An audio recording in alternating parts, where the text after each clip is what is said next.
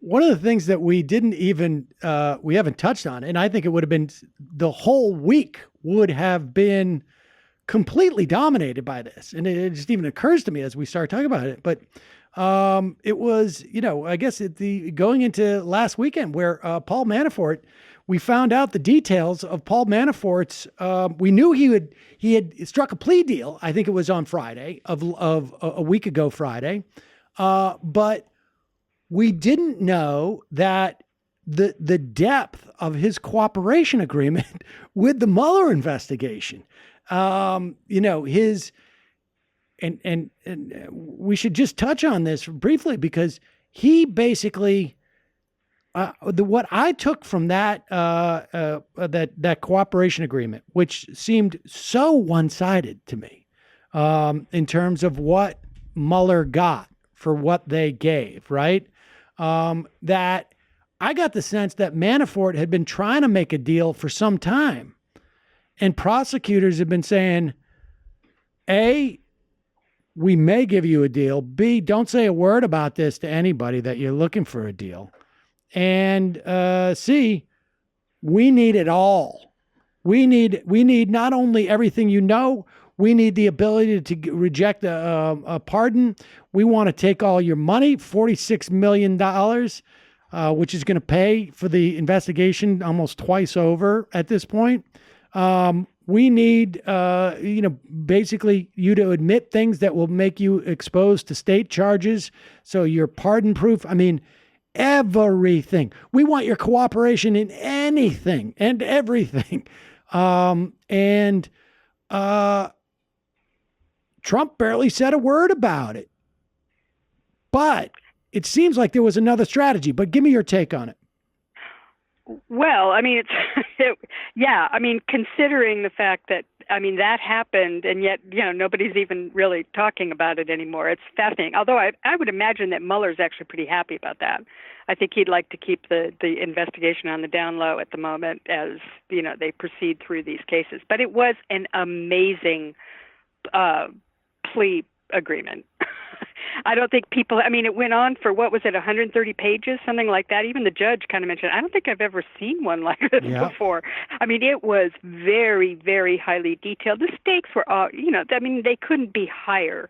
And I'm sure that the special prosecutor's office had been, burning the midnight oil for months trying to prepare something like that for that moment, waiting until they had Manafort at exactly the place where he would understand what the stakes were for him personally.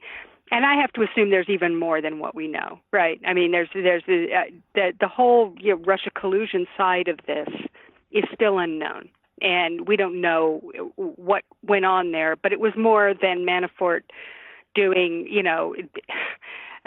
working on behalf of a foreign government as an unregistered lobbyist or something. Okay, that plea bargain did not result from that charge. It resulted from other things that are out there, and so that has to have the White House very nervous. And I think it's pretty obvious that it does.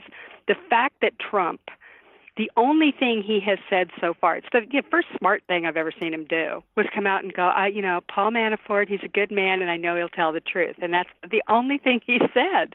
And that is highly unusual for him in these kind of situations. Obviously, very, very, very concerned still that he not step on this in a way that gets him in even deeper trouble. So, something... I think that, to me, what I took the upshot of that plea agreement and the way that the whole thing, if you read people like Marcy Wheeler, Josh Gerstein, or the people who follow this in great detail and close read of the documents, along with a lot of the lawyers, Mueller, we're not at the end of the Mueller investigation. Right.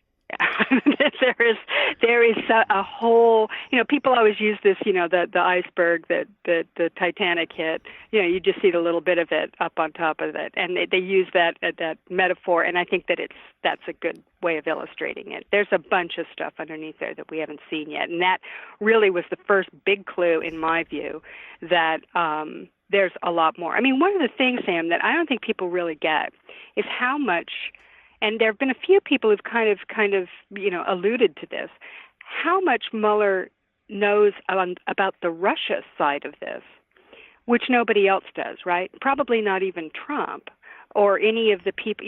There's a whole. I mean, there's a whole layer of information there about that. I mean, it's clear from the documents in the Manafort trial, also Gates and all the rest of them, that they have employed the entire U.S. government, from the IRS to the CIA to the NSA, across the board to investigate this, because his mandate isn't just looking at Trump; it's looking at the whole.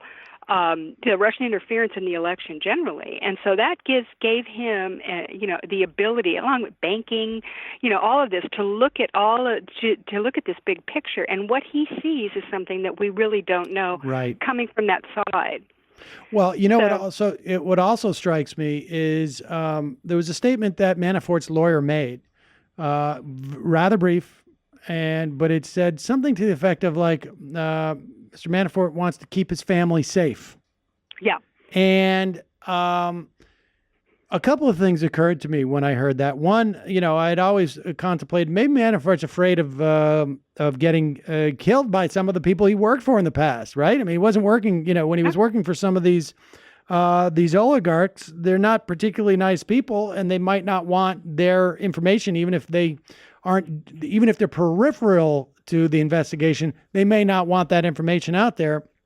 And if they couldn't get Manafort in jail, maybe they would, I don't know, deal with his family. Maybe the lawyer was saying this in the context of like their financial future, because, maybe there's a little more than $42 million out there.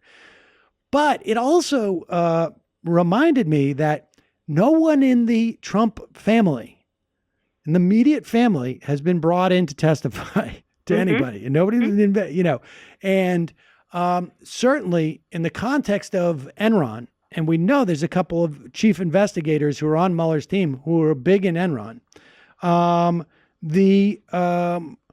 We know that it was, I think, Ken Lay's wife who was in jeopardy, and that's how they got Ken Lay to walk in.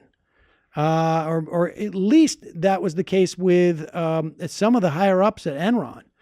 And, one has to wonder, you really get the sense that everybody who's going to get rolled up to talk has been rolled up to talk. And now they're going to go after who they're going after. Like everyone they've gone after up to this point has been bait for the bigger fish that they're really, really going looking for. And that is, looks like the Trump family from where I sit, right? I mean, there's no sense that they're building a case against somebody else. Flynn is going to be sentenced, was announced this week in mid-December. And one would imagine, the timing almost in some way looks like in time for another Senate and another House to be sworn in. And then all of a sudden the big cases get unraveled.